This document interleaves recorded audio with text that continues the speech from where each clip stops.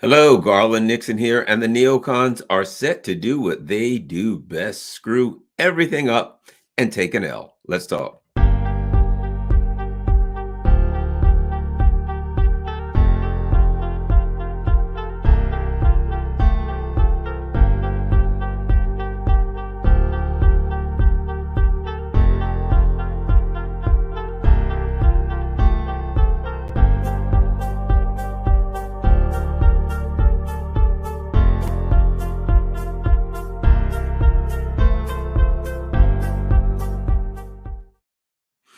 Hello, Garland here, and if you've been paying any attention to the mother of all debacles that's coming up in Ukraine, you know what's going to go down. You understand who the neocons are, and you understand what they're going to do. And just so you won't think this is something new, this is something strange, or that the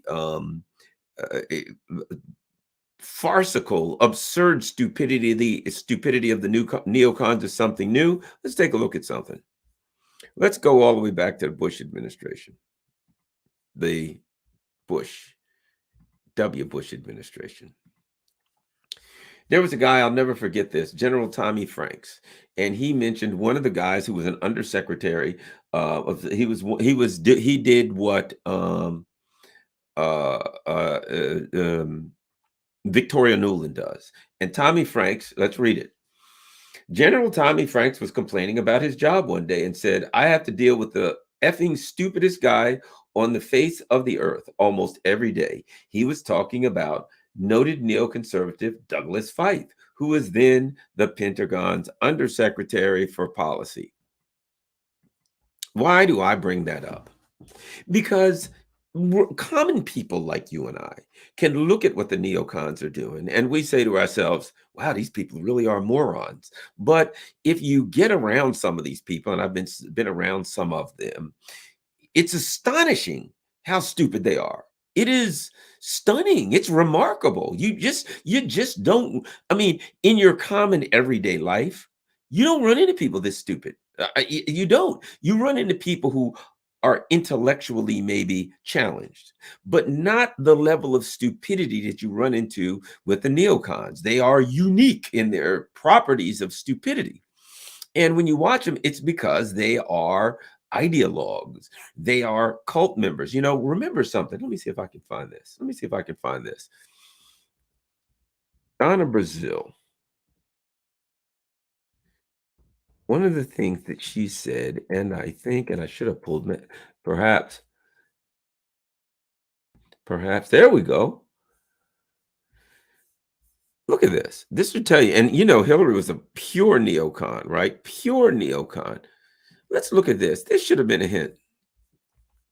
Brazil, Clinton campaign was a cult. Now, understanding that Biden has Clinton's people in, he has her neocons in his. Let's look.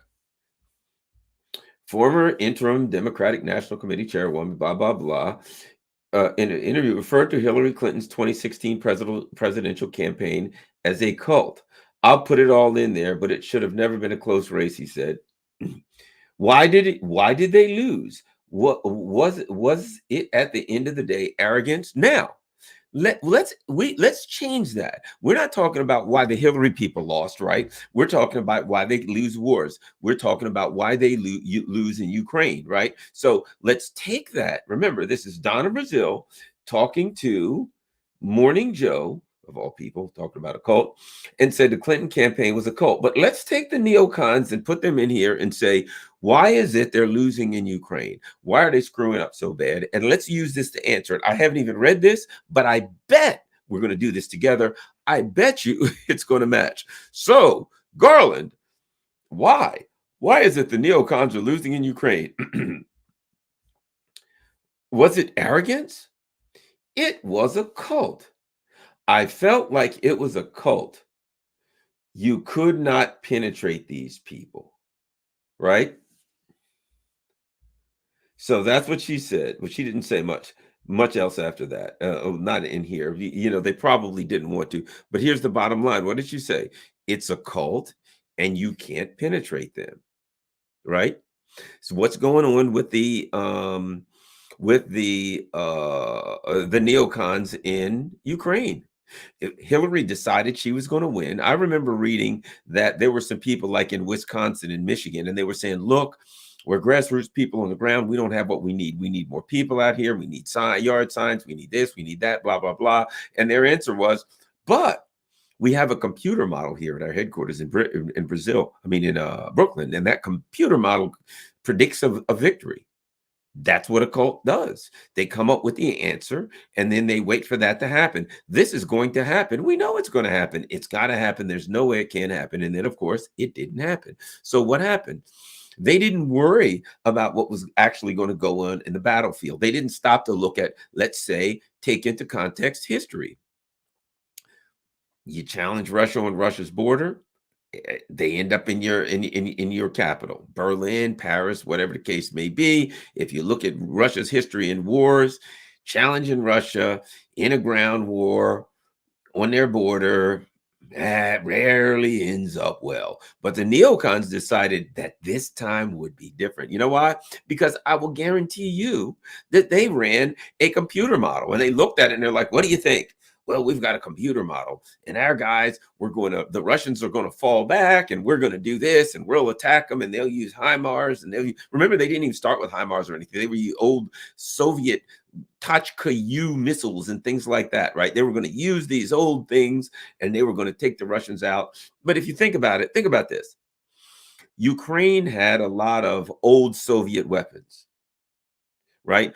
Old weapons that were created by the Soviets, that were built by the Soviets. They were good and they were solid. You know, the old S-300 anti-aircraft system, the older tanks, older personnel carriers, a lot of older Soviet hardware and war material they had. So they had things that were designed by the Russians in the 50s and 60s, 70s, 80s, right? Russia, the Soviet Union went around in the 90s, and they had a lot of it. Here's the problem. They were going against the Russians, and the Russians had the new Russian equipment. So their brilliant plan was to fight the Russians with the old Russian equipment when the Russians would have the new Russian equipment. Right off the bat, before we go any further, you do not have to be a military strategist to figure out that there is a very serious flaw there.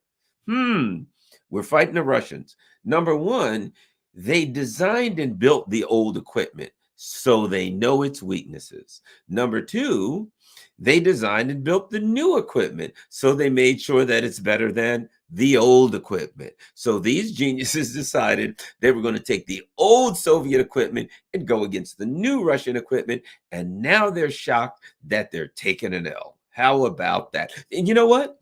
You don't have to be Aristotle or Plato. It doesn't take a logical genius. You don't have to be a philosopher to figure out. They got Soviet Russian built stuff from the 80s and the 70s, and Russians got Russian stuff built now. That stuff's probably going to work a little better than the old stuff. Number one. Number two, if you listen to this show, you know I've said this. Russia has a military that is made, built, and designed for one thing: to defend Russia's borderland. And you're going to go to war with Russia on their borderland. They have trained for the climate. They have trained for the topography. They have trained for the supply lines, the distance from their border. Everything is set for that war. And you give them the war that they have set their entire military to fight. And it never dawns on you that perhaps you might not win that one. So anybody who's looking at this, let's talk about what happened. The Russians came out with an expeditionary force, 150,000 men. They come out against a 600,000 or 700,000 man army, and they were still winning, but they didn't have enough people to hold the line. So they had to give up some territory. So what happens? The Russians says, okay, we're tired of fooling around. So now they're going to, they're going to re-up. They're going to restock all their military hardware. They're going to get on a firm military footing. They're going to get the people they need. They're going to get ready. Now, they've also decided, since there is a challenge on their border, that they're going to raise the size of their military to 1.5 million man army, right?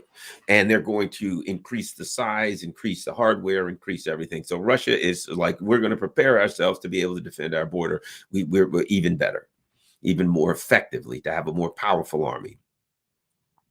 But the neocons looked at this and they actually thought that they could challenge Russia on Russia's border with ancient Russian hardware, and somehow they pull that out, and that this Ukrainian military was going to have a half-assed air force, really no navy to speak of, and that somehow they were going to go against this um, superpower military with space-based technology, you name it, and that they were going to pull this off. And it's like, all along, the reality was this: the only thing that you have to worry about is that you'll piss the Russians off bad enough that they'll bring out the sledgehammer and kick your ass. That's all it really ever was. It was never a question of whether or not the Ukrainians were going to win, or they were going to seriously damage the Russians. The question was always going to be, are they going to piss the Russians off bad enough that the Russians bring a sledgehammer out? And that's what they did. They pissed them off really, really bad. And so, as the neocons are very, very good at doing, because they decide how they're going to, they come up with a plan. Let me give you a perfect example of how they think. Dick Cheney, I saw this with my own eyes. He was being interviewed, and they asked him about Iraq, and they said, well, but what if you go to Iraq and you go in and it becomes a long slog, a long drawn out fight, a long drawn out slog, a bloody, how do you have a plan for that? And his answer was, oh, we really don't see that happening. In other words, no, I don't have a plan for it, because I refuse to accept the possibility that that will happen. Well, that tells you have an idiot. Why? Because if you're going to go into a war, you have to have a number of contingency plans. You have to have one if it starts going bad early, one if it starts going bad in the long term, one if it get dragged out. You have to have that as a possibility. They didn't have it as a possibility, and they ended up stuck in Iraq for I don't know how long. And they ended up getting their butt kicked by the Democrats, which didn't matter because the Democrats are just as much warmongers as the Republicans, and the system probably knew that. But the bottom line is they ended up leaving Iraq with a lot of dead Americans and their tail between their legs. And then there's in Afghanistan, they end up leaving with their tail between their legs. And now they're in Ukraine. But this one is far greater for this reason. Because when you're dealing with small potatoes, when you're dealing with small countries, and this is what the US did, just brutal, just destroyed countries like they were cookies, right? But when you destroy a small country, you beat up on a small country and you have to leave the country, the only thing you have is a wrecked country there. The people who live in the country, the people who live in the vicinity have to deal with terrorism and things like that, but it doesn't have a broader, for the most part. One of the things it did have, and that's something they wanted, was it would create millions or often hundreds of thousands of refugees, which would end up in Europe. And they didn't care about that. What did they care? Good free labor. They could care less about Europe anyway. So they had that. Now they've screwed around and done this to a superpower. And now when they lose, the problem is they set themselves up, because they set themselves up for, as I have been calling it, the mother of all debacles, a loss when you go against a superpower for full spectrum dominance. Every way you can attack them. You attack them militarily, economically, diplomatically, you name it, right? If you lose in all of those areas. And you're dealing with smart people. The Russians are not stupid people. And they're not, and they are a country that has things that the rest of the world needs. So they have a natural alliance with other countries. And let me add this.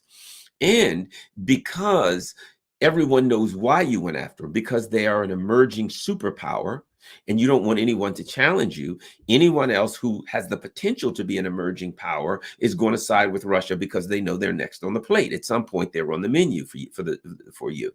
So now, what Russia's done is, of course, and you've heard all of this stuff, built a coalition, and now they're going to retaliate diplomatically. They're going to retaliate economically. And the fact of the matter is this: since Russia already knows they're going to win militarily, they can take the people who operated in the military sphere, right? The General Armageddon, whatever they call him, this Gerasimov, they can take those guys and say, and is it Patrushev? One of the people might be Medvedev. I don't remember, but whatever, might be Medvedev. President Putin said to this guy, "You, sir, are in charge of the military-industrial complex. Make it happen." So they put somebody in charge of that. So they put people, specialists, in charge of what needs to be done to address the Ukraine situation. Meanwhile, I believe the big focus is on diplomacy and economic retaliation. So President Xi is going to become, let's not forget, in May, President Xi is coming to Moscow. Here in the next couple of weeks, I think sometime soon, the head of the Iranian Security Council is coming to Moscow, and I think he's going to also go to Beijing to meet with President Xi. So, or at least with his counterpart. He's meeting with his counterpart, which would be Patrushev in Russia, and I think he's going to do the same in China. So what we have now is this: we have the recognition from these countries that there is a military threat to them, and the number one, but they're able to evaluate the threat, because what the neocons have done is expose their strengths and weaknesses. They've exposed their tactics. They've exposed their economic and diplomatic tactics, right? They've exposed what they want. They've exposed how they play their hand. We try to draw you into something, hoping that that will weaken you, hoping that it's all based on hope. It's all based on hope. We hope that drawing you into a conflict on your border will weaken you. We hope that our coalition can damage you through sanctions economically. We hope that we can marshal a bunch of countries together to go against you. It's all based on hope. Man, my friends, hope ain't a plan. Hope is not a tactic. Hope is not a strategy. Hope is what you do when you don't have tactics and strategies. And now, strategies, all they have is tactics. And as Sun Tzu said, tactics without tactics without a strategy is the noise before defeat. And now that's what we're seeing. So what we're seeing now is, apparently, the Russians are moving. There's a lot of people that may not know what's going on in Ukraine. There's what we'll call a contact line, right? And it's like 600 to 1,000 kilometers. It's really, really long. And along that line, on one side is the Russians, the other side is the NATO army, we'll call it. Yeah, you can call it the Ukrainians, but that's what it is. The U.S. NATO army. And the Russians now have overwhelming firepower. So apparently what they're starting to do, a lot of people felt, okay, what the Russians are going to do is they're going to do what the United States thinks about, right? A Western way of doing things, a blitzkrieg. They're going to put all their people together and they're going to go charging into the Ukrainian front lines, and all hell is going to break loose. It certainly appears that the Russians are much more strategic than that. It appears that they put together overwhelming firepower, but they're kind of leaning on they're putting heavy weight on the contact line, right? So apparently they're hitting in areas where that are either strategically important, towns, villages, etc., that is strategically important, and or towns in areas where the Ukrainian defense is weak, and they're leaning on those areas, forcing the Ukrainian defense to make some decisions. If it's a town that is running that is important, they have to relocate troops from another area to that town. Well, when they do that, the Russians are then watching that area, and when you relocate troops from that area, the Russians will attack that area because it's less heavily defended, and continue to put the pressure on this town. So people are talking about the Russian offensive coming in the next 10 days. It is possible that it could be some heavy offensive. But it appears to me right now what they're doing is leaning heavy, steady, hard pressure, making the Ukrainians fight for every inch hard every single day. And they're expending a lot of manpower. They're expending a lot of the Ukrainians are having, in defending a heavily manned offensive coming against you. Even though it's not bull rushing you, you're expending a lot of ammunition to keep them off you. So they're going to have to be resupplied if the Russians are able to affect their supply lines.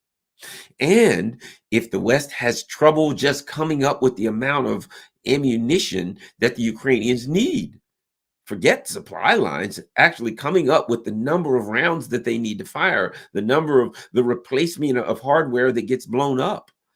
That pressure keeps pressure on the Ukrainians, and it keeps pressure on the West to replace hardware that is destroyed and to continue to come up with the rounds needed to be fired downrange. And the question is, how long can the West continue to do that? And what we're seeing is, we're reading now that some of the Western countries are starting to run out.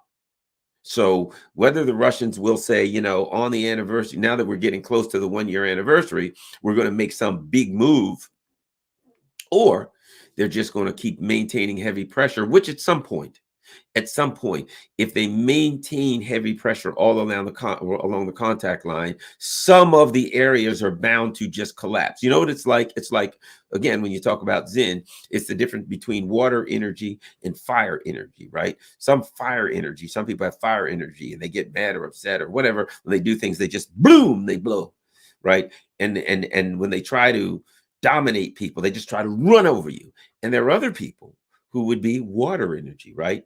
They envelop you. They may do it in different ways. They may be dominant people, but they're not a dominant person in that they're loud and boisterous. They push people around and tell people what to do.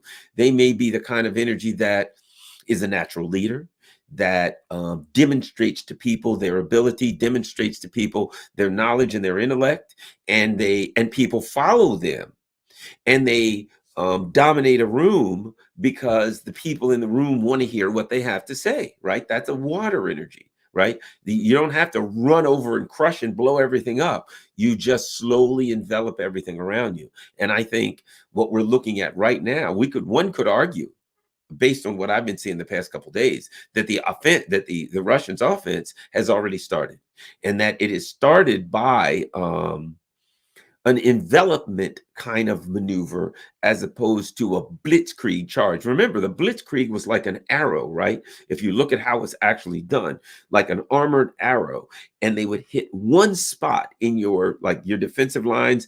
They would come in with tanks and everything, and they would slam into that spot and break open one spot in your defensive lines. And when they did, they would charge through that spot now. And so you got all these long lines. Instead of going all along the lines and fighting you all along that defensive line, the blitzkrieg is hit one spot with a lot of power, charge through, and with that, in the center of that group that charges through, you have your supply lines. So you burst through the line, and now as you continue to flood men and war material through that, you start to turn back around, and you kind of are surrounding the line, because you're coming up behind the lines. You're cutting off their supply lines of your enemy. That's the blitzkrieg kind of thing. But under some circumstances, certainly during World War II, it worked, and it can work if there's dead, stagnant lines that are against each other, such as the infamous Maginot Line in France. But my point being that I don't think the Russians are doing that. I think they're going to put heavy pressure on the entire line, right? There's a long line of Russians on this side, Ukrainians on this side. They put heavy pressure on the entire line, and the Ukrainians have to move people around to support it, and then it breaks here like a dam, like a dike, and they rush through. But it's going to break in a number of spots, and it's going to be kind of like a dike, like a dam, when it breaks, and it starts coming through here, and then just the water just rolls over the whole thing and wipes it out. And it's not a brutal frontal attack in one area. It is heavy pressure. And I think we're seeing that pressure start. And I think what they're looking at, what you're really looking at, is the fall of Bakhmut. And that I think that's going to be, the Russians have already started pressuring everywhere, but when Bakhmut falls, I think they come through there and they start going through and coming around behind, cutting off supply lines, coming around behind the, I think one of the things you might see is when Bakhmut in that area falls, a lot of troops going through there, a lot of material going through there. And now they start coming around behind some of the other towns and cutting them off. And you're going to see major encirclements at that point. And they're going to be That's the beginning of the end, and that's where we're, I think, getting to right now. And of course, what that means is this: that means that the neocons are going to have to face something that they're not accustomed to facing. Normally, they botch up Libya, and then at some point they're just like, "Eh, we're bored of this. We're out of here," and they leave, and that's it. They leave the their whoever it is in broken up, a trash heap. And of course, Afghanistan, they left, and they can still get their revenge on Afghanistan. They've left Afghanistan. They're still keeping some of Afghanistan's money, and they're still doing some things to make Afghanistan's life miserable. And they can still impose their will on Afghanistan if they want to fly some drones over them and blow them up or whatever, right? They're facing an instance here where they're going to get smashed to pieces, where they're going to face a real, honest L. No ifs, ands, or buts about it. An absolute loss. The entire world will be looking. The global South will look up and say, oh man, because this is what it'll be. Let me sum it up. This is what it'll be. You are in Ukraine, and Russia said, get out. And you said no. And Russia said, if you don't get out, I'll kick you out. And you said, you can't do that. And Russia said, then we're going to find that out. And they kicked you out. You told them, you can't kick me out. And they said, yes, we can. And they proved that they could. You have been defeated. The U.S. empire has been defeated on the battlefield. At that point, you're not the same empire you were at that point. Your empire is discredited at that point.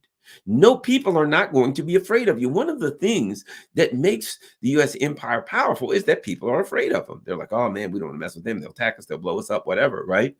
When people lose that fear, one of the things that makes the dollar powerful, that makes the U.S. economy powerful, is that people believe, in the bonds, that they'll be paid off, that the value of them will go up.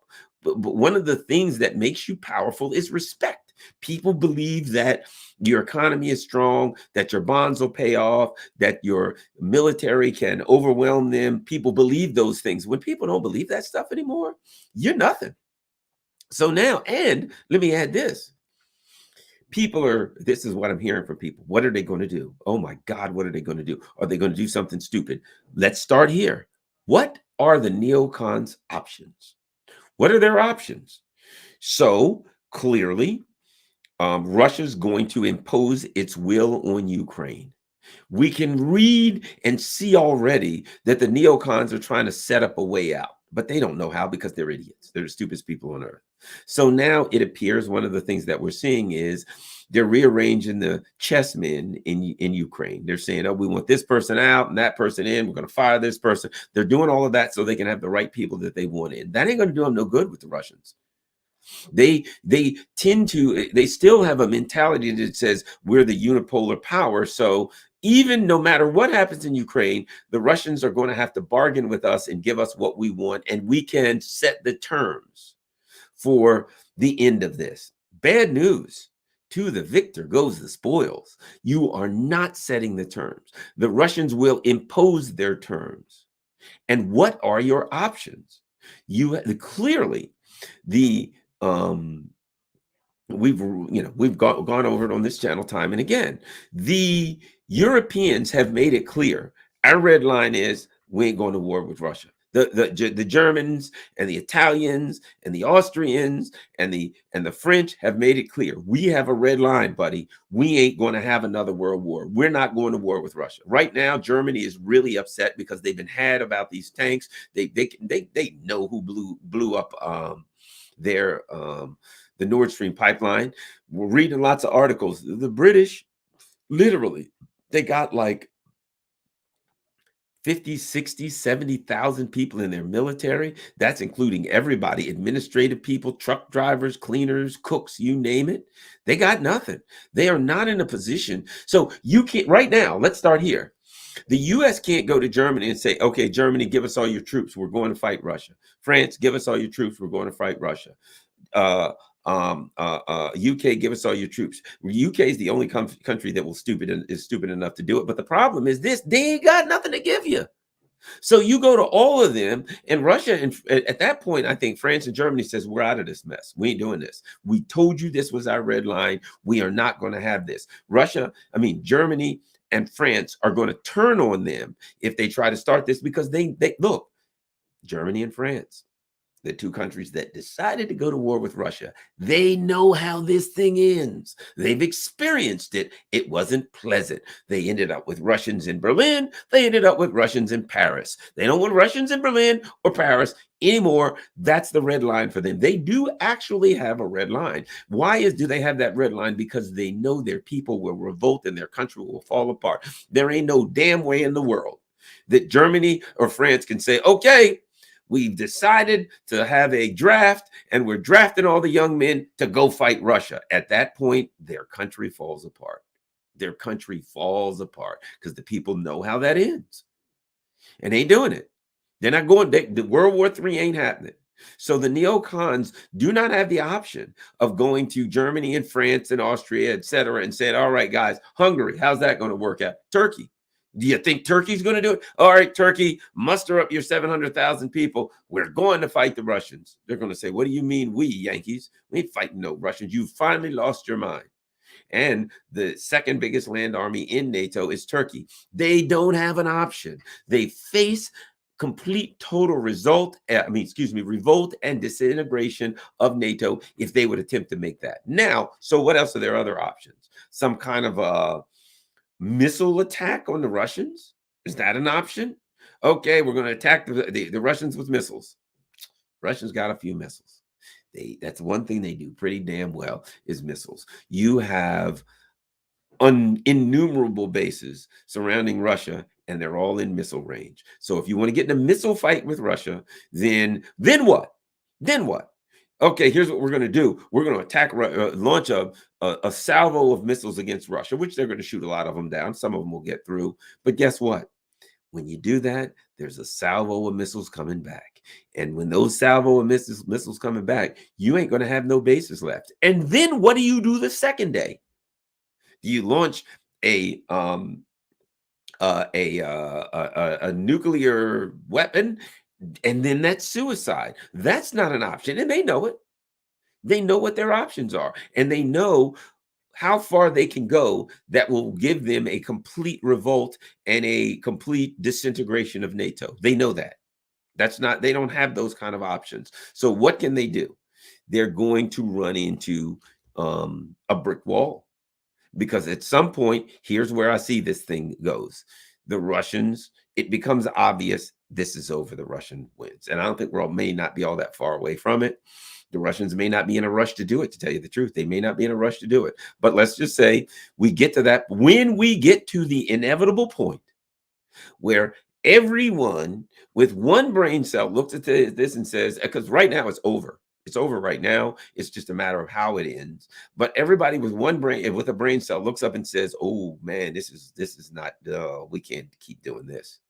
They're going to have them surrounded, and then there's going to be some level of political collapse when they're totally getting crushed and wiped out.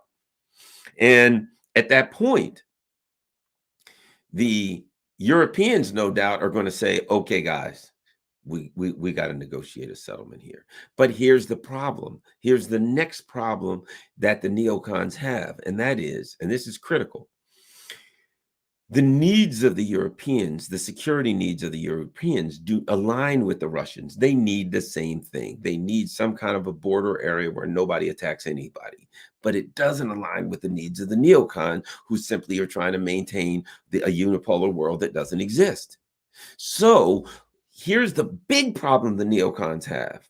When, and it will, some level of negotiation start. When the Russians say, well, looks like we got this thing wrapped up, let's keep going. And when the Europeans say, we got to negotiate, when it's obvious. And so they say to the Russians, let's negotiate. The Russians are going to say, you could have gotten a good deal a year ago, but now it ain't going to be a good deal at all. Now the deal that you're going to get is not going to be pretty. And the Europeans, the French and the German, are going to be like really good with that, because they kind of want out already. They want this thing over as quickly as possible. The UK will just go along with whatever the US says. But the UK is in trouble because economically they're falling apart. Their their economy is spiraling out of control. They have lost control of their economy now. And and anything that would happen militarily, they have to count on the US. I don't know if you've seen these stories lately. There's a couple of them I've been following. Number one, the UK has a missile, has a nuclear sub that recently returned to base. And the nuclear reactor had some damaged bolts that are being held together with super glue. You don't have to believe me, look it up yourself.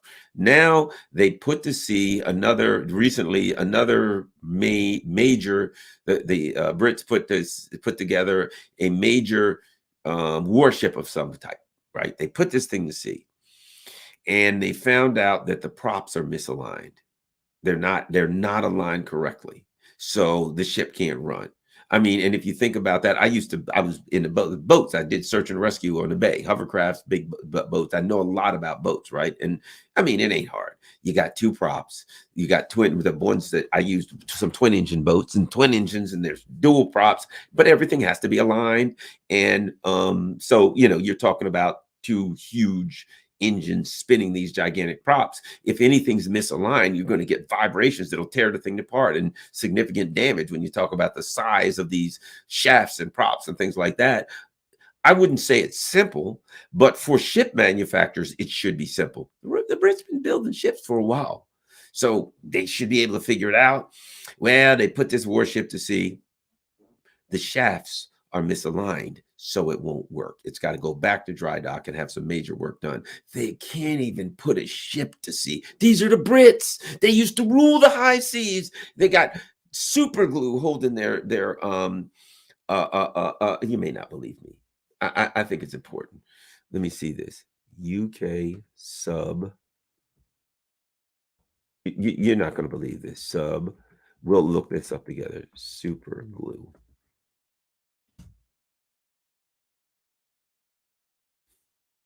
It's all over their story. If you want to look it up. Okay, let's look it up.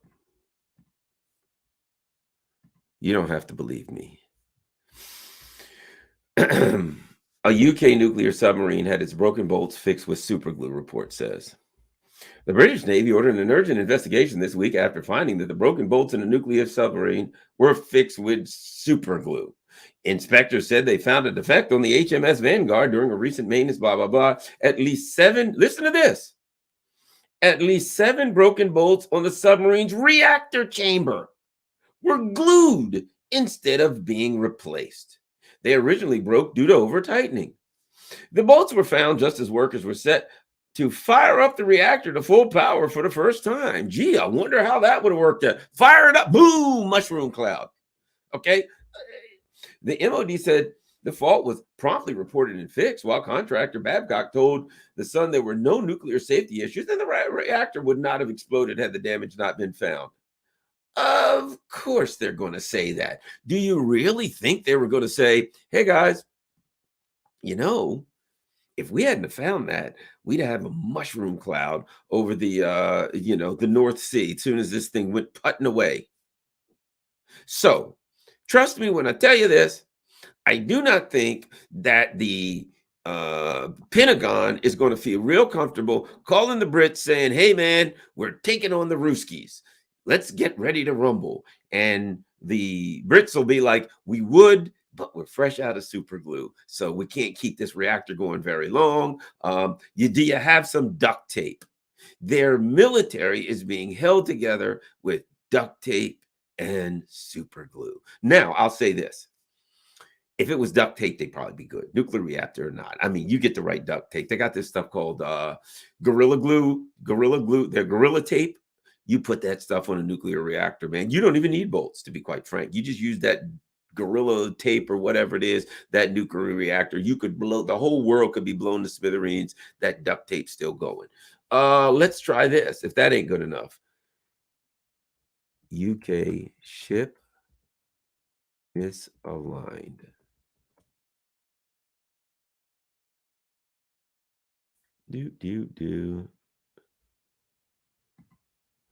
Okay, let's see how things are going on. When you think that the Brits ruled the high seas, You realize this. HMS Prince of Wales, the barge are hit by elementary blunders. More humiliation for the Ministry of Defense as it revealed the $3 billion warship's starboard and port side shafts are misaligned.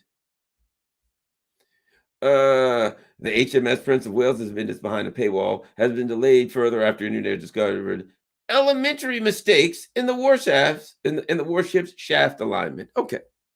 Do you see what I'm getting at here, gang?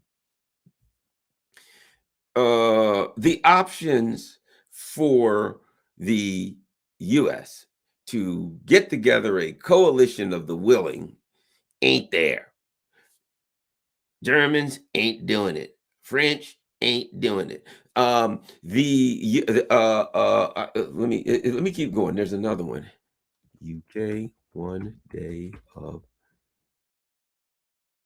ammunition. I gotta look this stuff up because you wouldn't believe me if I told you this. I gotta put this on the screen because I'm telling you, you wouldn't believe me. This is the great British military. UK military would run out of ammo in 1 day of fighting Russia, warns General. The British military supply of ammunition would run dry in just 1 day in a direct engagement with Russia as a result of years of spending cuts to the nation's defense, a former top general has warned. Now, you see that's on Breitbart and what have you. But let me tell you, just search it. All I did was clicked on the very first article. There are lines and lines and lines and lines of them. They got 1 day. They got nuclear subs held together with superglue. They got ships with misaligned props, and they got a day of ammunition. Does it really sound like the Americans have an option of putting together a coalition of the willing to charge across Europe and go against the Ruskies? I'm just saying you probably might not want to try that because after a day, your plan's probably going to fall apart. Not to mention the fact that Europe has already pretty much been demilitarized as I think, was it Europe? Is it the UK? I think they're out of big guns. Do I need to search that one too? If you don't believe me, you can search it. They said, yes, our big guns for the war, we've given them all to Ukraine. And Ukraine, what happened to them there? They've been demilitarized. They've been denazified. They're blown to hell. So as I've said, I made a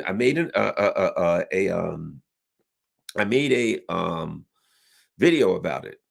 The Russians built a big old trash compactor for NATO war equipment, and NATO just kept filling the trash compactor, and they just kept blowing the hell out of it. And now, inevitably, this is where we get to. Oh, by the way, you got to see this one. Money for. Let me find this one. You're going to love this one. You're going to love this one. That's another good one. Here we go. I hate to just say to people, this is the way it is, without giving them some level of evidence. Sky News. Ammunition running out, but no new money for defense despite war in Ukraine. Defense sources warn Britain will be unable credibly to offer as many troops as NATO allies would expect to a major new force structure being drawn up by the alliance to bolster its defense. So they're saying, we're going to put all these soldiers together so we can rebuild NATO. The Treasury has signaled there is no new money for defense, despite recognizing the urgent need to rearm in the wake of Russia's war, right?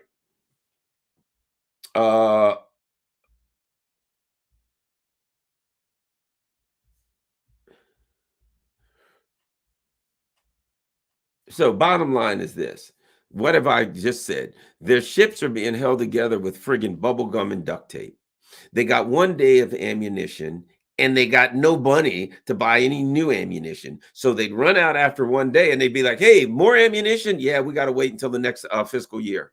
Right now, we just don't have the money for it. Hold tight on the line against the Russians, guys. They'd be like, hey, we need more ammunition. We're out of bullets. Yeah, about that.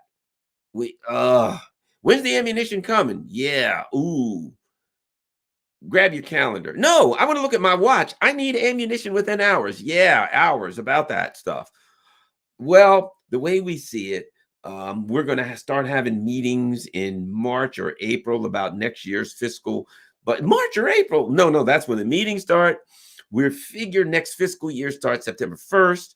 We can probably get everything done and we can have an order in by the 15th of September. Oh, great. The 15th of September. No, no, no. We can have an order in by the 15th of September, 6 months after that. So you're looking at right around a year. We can get it right. So you're fighting the Russians. One day you run out of ammo and you got a year to wait for the new ammo. That's kind of where the UK is right now. That's the situation the neocons have put themselves in. They have challenged a superpower. And here's what's interesting. They challenged Russia and they never stopped to think to themselves, what would happen if we actually got in a fight with Russia? What would happen if we actually had to have some kind of military confrontation with Russia? Never dawned on them. So now what do we got? They are totally, absolutely incapable, unable to go. Russia, they couldn't go to war with Afghanistan right now because the US left enough equipment in Afghanistan to beat the Brits. The Taliban, well, first of all, they got nothing. The Taliban could beat them with Toyota trucks because they don't even have that. And if they had them, they wouldn't have any bullets to shoot back at the Taliban and they'd have empty tanks. So the UK, they got a lot of mouth. They're out of the fight. They're out of the fight. The French and the Germans ain't getting in the fight. And I was, it's a true story. I don't want to bother looking it up because I'll be doing nothing but looking up articles, but I can give you the articles if necessary. So apparently the French have 72 howitzers left, self-propelled howitzers left, right? They look like a tank, but it really just has a big gun and it's a howitzer, it's a artillery, right? So apparently they got 72 of them left. And the Russians blew up 70 of them in 1 week in Ukraine. So they have a few more howitzers than the Russians have blown up in 1 week of fighting in Ukraine. So I'm just saying, they got 6 more days of worth of equipment than the UK. The UK's got a day of ammunition. They got 6 days of howitzers. All I'm saying is, if they decide to go to war with Russia after about a week, situation is going to go bad for them. That's where they are right now. Why do I say all that? Let's get back to why I was saying that in the first place. Because what are the options for the U.S. empire? It's going to be left. Think about it too. Spent all of these monies on bases surrounding the Russia. Everywhere there's bases, but you can't shoot somebody with a base, right? So they got all these bases, but they don't have people. They don't have soldiers. They don't have howitzers. They don't have all the equipment they need to go to war. They just got bases.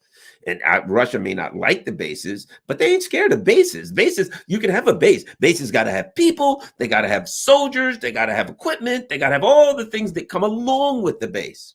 NATO's got bases. And if you could defeat somebody with bases, if bases could jump up and run across the battlefield and blow somebody up, hey, the Russians wouldn't have a chance. Unfortunately, the bases are things that we talk about. You know what bases are? They're places where you throw in a lot of money. You got to maintain them. You got to buy stuff. You got to have contractors. You got to throw money into those bases. They are money holes that just suck money out of the national treasury, and that's their job. That's what they do, and they're good at that. But actually challenge a peer competitor, the bases ain't so good at that. So we sit now with the neocons having gone to these little wars and overthrown all these countries, and they decided to go up against a peer competitor, and they brought a pillow to a knife fight. They are pillow fighters, and they're in a knife fight. And now, here's the thing about it. The level of this debacle will not be obvious until the end. Because as long as it's going on, one thing the neocons can do, online war. They'll have their bots on Twitter. You're on Twitter. Go on Twitter. You see these people, Bakhmut. I'm like, yeah, it looks like Bakhmut's going to be encircled soon. The Russians have been fighting for a year and they can't take a little town like Bakhmut. They're weak. That sounds great on Twitter. You look at that and you're like, man, Oh wow, that's a Twitter tweet, man. That's tough. That's a powerful tweet there. How do I counter a tweet like that? And if the war was on Twitter, the Russians wouldn't have a chance. Unfortunately, a bunch of idiots with dog faces for their emojis or for their, whatever the hell, NAFO mutts, they ain't getting on the battlefield. They're going to be on Twitter and they're going to be tweeting all of these things that sound really good on Twitter. So these paid trolls on Twitter are going to be just running away. They're going to be talking about Bakhmut, Soledar is strategically insignificant. The Russians are losing. And they'll say things like this: Ukraine must win against the Russians. Yeah, okay, you can say they must win again. You know what you could do? You could put me in the ring with Mike Tyson and say Garland must win against Mike Tyson. And as soon as they rang the bell, I would go flying out of the ring like I had wings, and I would never wake up again. That'd be it. They dig a hole and they plant me right there, because as soon as Mike Tyson clocked me one time on the snoot, and I wouldn't even see it coming, I would be airborne right into just throw put a gravestone there. It was nice knowing Garland. We barely knew him. That'd be it. But you could stand outside and say, Garland must win against Mike Tyson. It ain't going to work out. Yeah, Garland's going to lose that one. He's going to put his boxing gloves up and he's going to get one look. And the last thing he's going to see is Mike Tyson's fist about this big around coming right towards his snoot. And they're not even going to get a chance to count me out. I know that I have no business in a ring with Mike Tyson. I got enough sense to know that, because I know how that one ends. But the neocons didn't size this thing up and use all of the restrictions there. Well,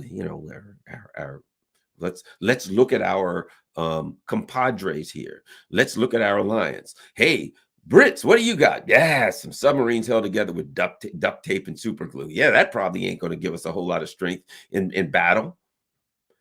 Germans and French. We're just about out of everything. Okay, then. Perhaps we shouldn't start this war. But you know what? They had to, because they had a plan. Their plan was to go to Russia's border and to give Russia hell. The main thing was they were going to take Ukraine and they were going to do what they do, man. We're going to arm Ukraine. We've got a plan. We're going to do regime change in Russia, all of these things.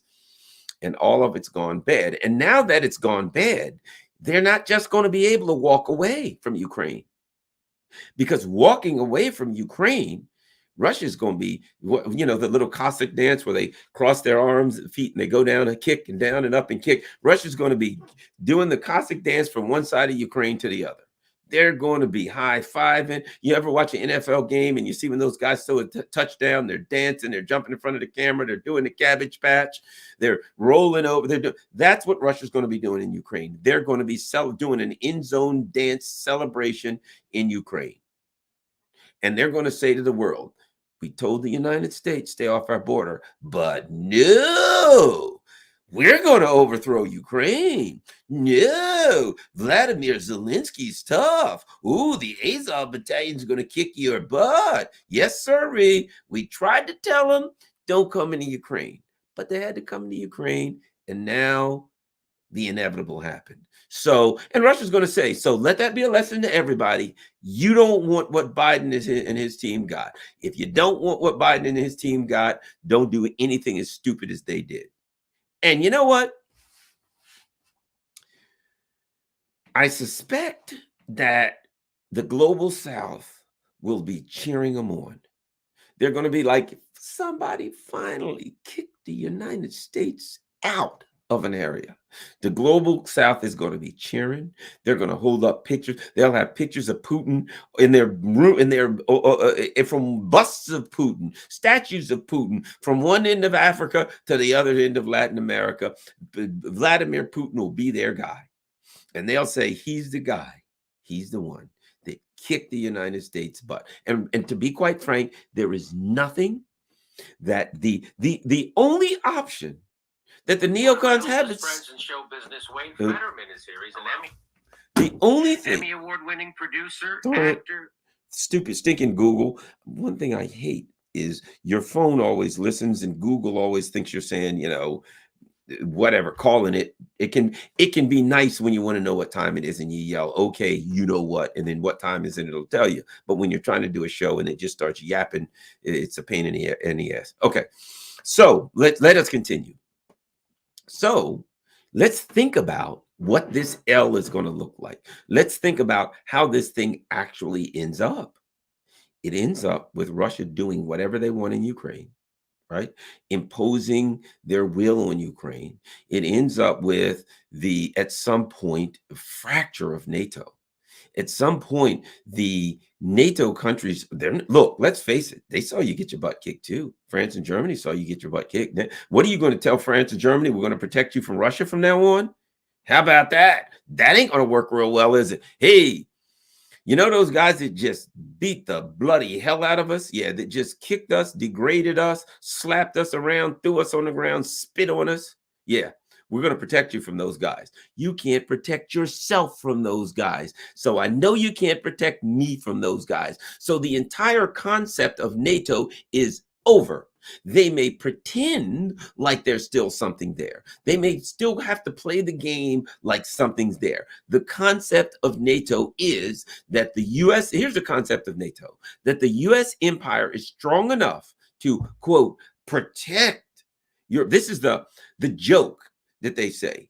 Russia is a threat to Western Europe, and the United States empire is militarily strong enough to protect Western Europe from Russia. Now, we know that's a fraud, and we know in reality that what they want to do is they want to take Russia, balkanize it, break it up, and steal their natural resources. That's the truth. But the cover story is they're protecting Western Europe from Russia. What happens once that cover story collapses? You need a new cover story, because to come in and say, okay, we've got to keep NATO together so we can protect Western Europe from Russia. Well, the UK says we got no troops. France and Russia says we got no troops. All of them say we got no money. So NATO is not going to be able to put together a military force capable. Think about this. This is important. This is something important. This is, if you don't pick up anything else from this video, pick up this. And I think this is why. This is critical. Russia has a powerful military, but Russia is upgrading their military to 1.5 million. They're going to have a gigantic and very, very powerful military, considerably larger and considerably more powerful than it is now, right? NATO does not have the military capability to really go after Russia, to go toe-to-toe with Russia right now. I would say protect Europe from Russia, but Russia has no intention on attacking Europe. Okay. Russia's military is going to be significantly more powerful. So, since, let's face it, Russia's going to know that you don't have a military capable of confronting them. And you're going to know that you don't have a military capable of confronting them. So what is NATO? NATO, the idea of NATO is that NATO has a military that's powerful enough to confront Russia. But when everybody knows that NATO doesn't have it, and when the US says to the UK, we need you to build a powerful military, and they say, we got no money. Germany, we got even less. France, we're broke as hell. They're kicking us out of West Africa. We can't even steal their gold anymore. Italy, can't do nothing for you, man. I'm trying to do, as Flavor Flav says, I'm too busy trying to do for me, right? At that point, not only do you not have a military capable of confronting Russia, everybody knows it, and nobody has anything to contribute. And the U.S. is like, yeah, we're going to Pacific and Iran, and we can't contribute troops. At that point, there's only one option: to negotiate with Russia.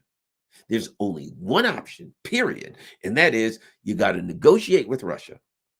And you got to come up with a plan where you actually address the security needs of both Russia and NATO. Now, the problem is that would be a second defeat, because what Russia's going to say is, get that NATO crap the hell off my border. The only way you can address this is to get that NATO crap the hell off their border. Let me ask you this. What is the point of having bases and military hardware on Russia's border wherein if a war started, Russia would crush it all the first day and overrun you, and you don't have the military to.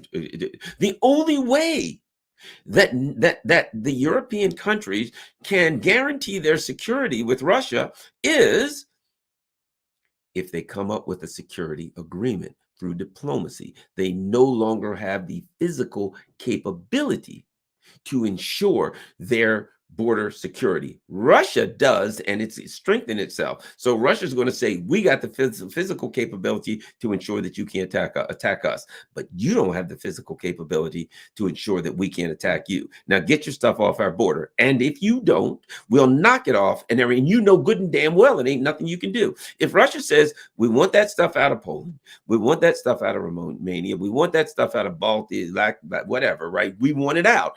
And if you don't take it out, we're going to attack it and blow it to hell. And what are you going to do about it? What are you going to do about it? Article 5, sure. Yeah, Article 5. Well, the British will send their 40,000 guys with no ammo.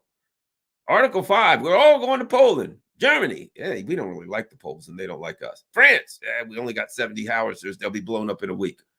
Article 5 ain't much good. What the hell good is we're triggered think about this. We've triggered Article 5. Okay. Who's coming? Well, nobody's really got any equipment. Nobody's got any men. Nobody's got any bullets or rounds to fire. We got Article 5. Article 5 doesn't exist anymore. Article 5 only exists if you can physically back it up. And you can't physically back up Article 5, so there is no Article 5.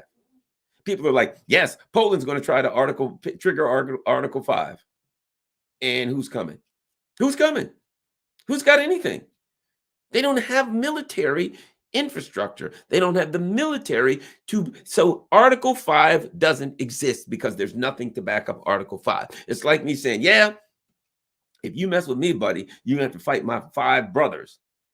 And I'm like, oh, and the guy's like, yeah, who are your 5 brothers? Well, one of them's in the hospital. I think he'll be out soon. The other one's on vacation right now. The other one had surgery. I think it was a hernia or something like that. The other one can't really come because he's kind of henpecked and his wife won't let him. So I got 5 brothers and none of them can come. Of what value is it going to do for me to say, if you mess with me, you got to fight my 5 brothers? Because my 5 brothers ain't coming because they can't come. They're in the hospital. They're on vacation. They're henpecked. They can't come. Article 5 is a piece of paper is what it is. It is a document. And even Article 5 doesn't say they all have to come in. It doesn't say if you attack one, it says you'll consider it. So what's going to happen? Poland, Article 5 is triggered. And as soon as they call the UK, they're going to say, we triggered Article 5. Send all 40,000 of your guys with 1 day's ammunition. And Britain's going to be like, oh, yeah, whoa, that probably ain't the best idea. Do you think the war will last longer than a day? Yes. Yeah. You got to count us out. Think about that. All the talk of Article 5 don't exist. There's no Article 5. Sorry, nobody's coming. There ain't nobody to come. The Brits could send their submarine, but it's being held together by super glue. By the time it gets to the Black Sea or the Baltic Sea or whatever sea, the super glue is going to melt and it'll sink to the bottom. So that ain't going to do them very good. They fire a missile, it'll rattle it up a little bit. You know how brittle super glue is. The bolts come out, it melts down to the bottom of the sea. Any way you look at it, they got a meltdown waiting to happen. I don't think they're sending that. Don't think the Brits are sending their meltdown to go help you. The guys on that sub ain't coming back alive. And it ain't because the Russians are going to blow them up. I don't think they're going to make the first leg of the journey into the battle zone. They barely get out of the harbor before they're going to get fried with nuclear material. They probably blow up and Russia, before it leaves port, they'll blow up half of stinking England themselves with holding it to get together a nuclear reactor with super glue. So my point being, the options ain't there for the neocons. And what they're going to have to do is be at Russia's mercy. They will see what Russia wants to do, and Russia ain't got no mercy for them. Russia's going to take whatever they want, and then neocons are going to give them some half-ass cockamamie offer. I'll tell you what we'll do. We're feeling good about this thing. Here's what we'll do. We'll give you 1/100th of Ukraine, and you'll leave Crimea. How's that for a deal? The Russians are going to go slam. They're hanging the phone up. They ain't talking to you. They ain't making a deal. They don't need a deal. You do. They've taken an L. And after this, look, you got Jens Stoltenberg saying, yes, we must he's over in South Korea telling the South Koreans that NATO, yes, NATO, that as far as we're concerned, China is part of is a threat to NATO too. Did you hear what I just said about NATO? So China's a threat to NATO. So now the North Atlantic Treaty Association goes all the way to the Pacific. That sounds good. Sounds, man, if I'm China, I'm like, oh my God, NATO's coming over here to get me. But what is NATO? Let's start. Do we need to go back to England? I don't think they're going to be sending a lot of nuclear subs. I don't think they'll make it all the way to the Pacific. How about Germany? Well, they got 5 planes that fly. I think if I remember correctly, Germany has like 30 planes total or something. They got nothing. And they're broke. They're not even going to have fuel to get there. So Stoltenberg is over in the Pacific telling China that NATO's coming to get him, that NATO is going to work over there, and NATO doesn't even barely has the fuel to fly him back home on their private military jet. They got nothing. So the U.S. is about to take a gigantic L. NATO is going to be has been exposed, exactly as Scott Ritter said, as the toothless paper tiger that they are. And afterwards, I think all this talk about war with China, keep some. Before I go, let me say one thing that you need to look at. Let me find this for you. I am always looking for an article. Watch this. Let me show you an article just before I go. I read. I look for the good articles. How about this? Senior Taiwan opposition leader to visit China amid tensions. A senior leader of the KMT, Taiwan's main opposition party, will visit China this week and meet its top Taiwan policymaker, right? The KMT said its deputy chairman would leave for China on Wednesday and meet Song Tao, the newly appointed head of China's Taiwan Affairs Office, in a rare high-level action between top politicians from Taiwan and China, right? Tsai, a former Taiwanese diplomat and one-time head of Taiwan's Mainland Affairs Council, and his delegation will conduct exchanges and dialogue on the basis of equality and dignity. They will reflect Taiwan's latest public concerns about the security of the Taiwan Strait and expectations for regional peace and stability.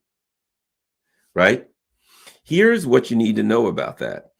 Recently, Taiwan had an election, and the ruling party got their ass wiped out.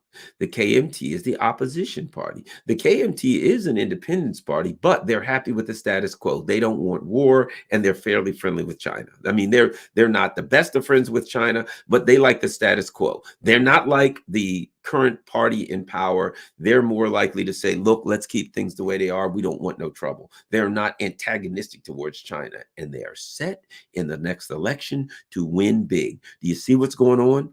The United States wants to use Taiwan as the Ukraine, and the Taiwanese are like, oh man, I don't like the way we end up in that scenario.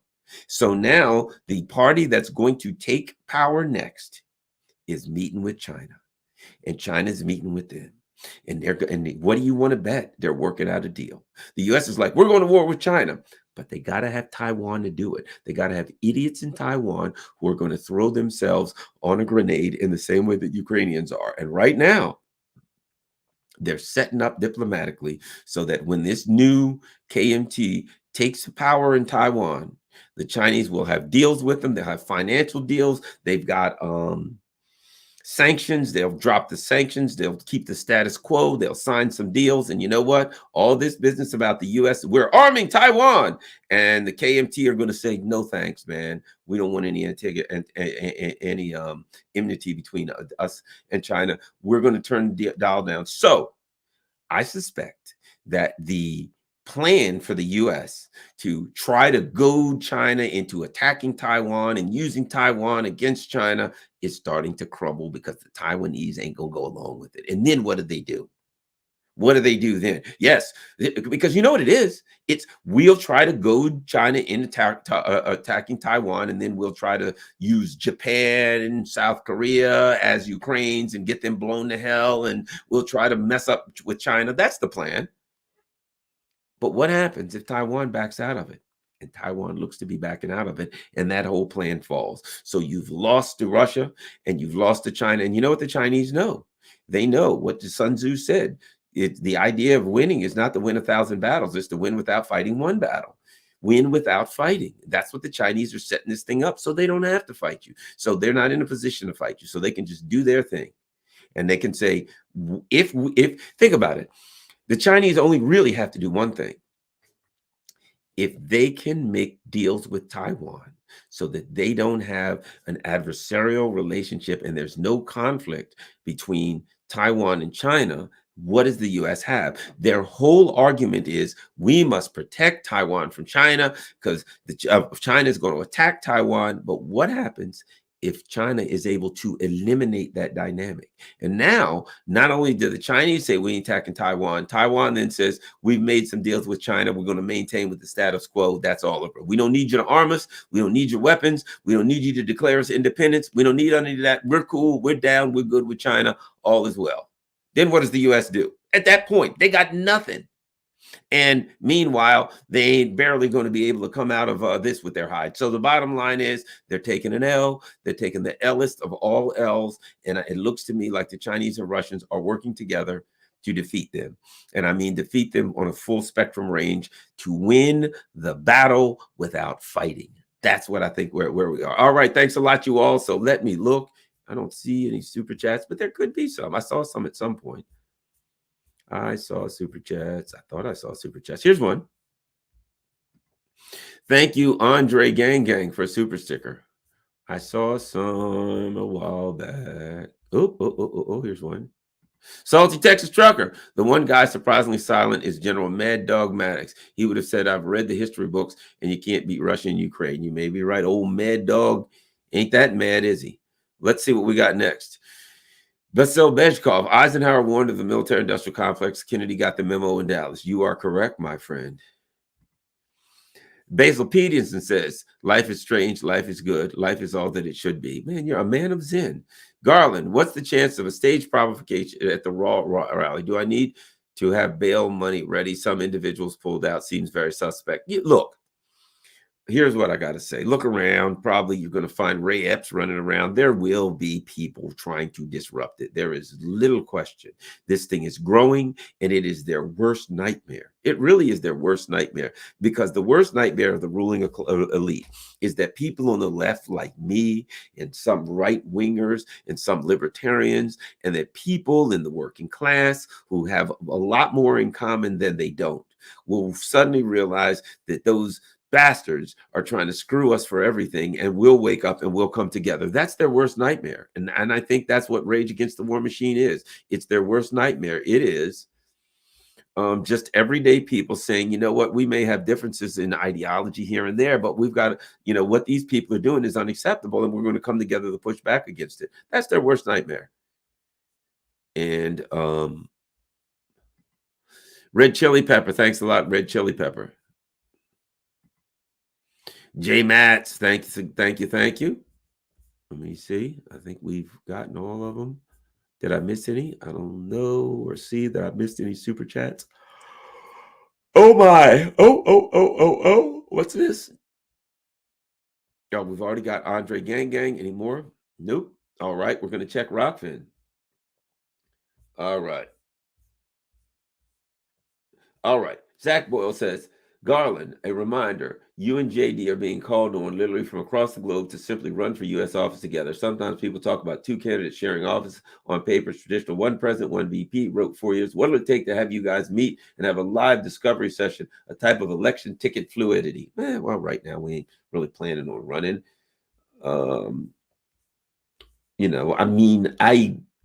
I would under certain circumstances, to be honest with you. but I may not reveal those circumstances just now. After Russia is done, will there be any military capacity left for President DeSantis to even think about taking on China? I just don't think taking on China, they're going to have bigger fish to fry, and they're going to have no NATO coalition to do it. The circumstances that they'll be able to do it are going to be very limited. So it's going to be very difficult to do. I don't see how they're going to pull that one off. And they're going to have, and I think our economy is going to be in free fall. Is Poland stupid enough to allow the U.S. neocons to throw 40,000 of their troops in a Russian trash compactors mercenaries? Does Russia activate their Belarus option at that point? Yeah, that's what happens. If Poland decides they want to come into Western Ukraine, Belarus is not going to let them do that. Belarus is not going to let them. So at that point, the Russians and the Belarusians will come in and smash them to pieces.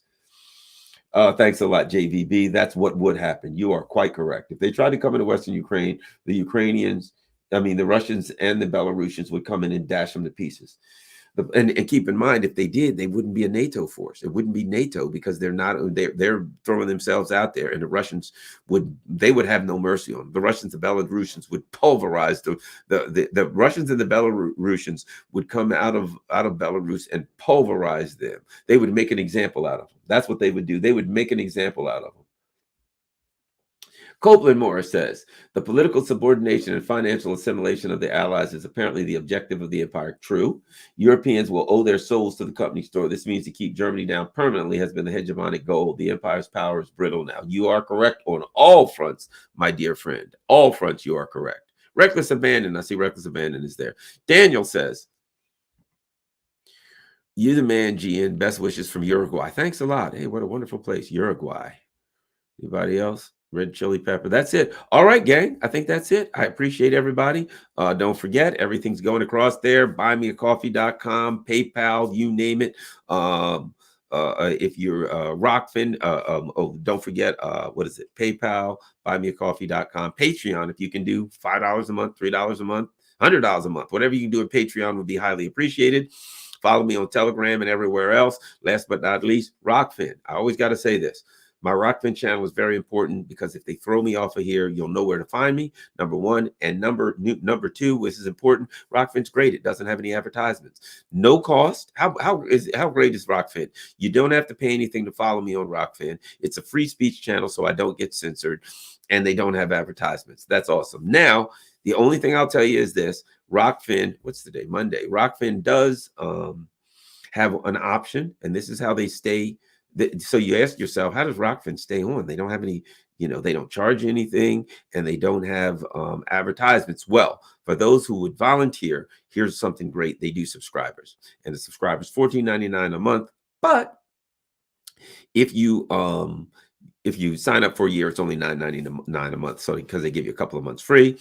And what you get for that is all content creators must do at least one show per month. That is for subscribers only. Mine is every Wednesday from 9 to 10 a.m. with the one and only Scott Ritter. And it's going to be great this Wednesday talking to Scott Ritter because I'm sure he's got a lot to talk about what's going on with what he said. I talked to him today and he says he feels like that the Russian offense has started. So offensive as it is. So we'll see. So that's the bottom line. Thanks a lot, Giordano Franchetti. So if you can become a subscriber on Rockfin, that's great. If you can afford it, that's fantastic. It'll help keep Rockfin as an advertising free free speech platform if you can afford it. If not, just become a member. You don't have to charge you don't have to pay anything, and you'll see everything. You won't get advertisements. How awesome is that? Thanks a lot, everybody. Peace. I'm out.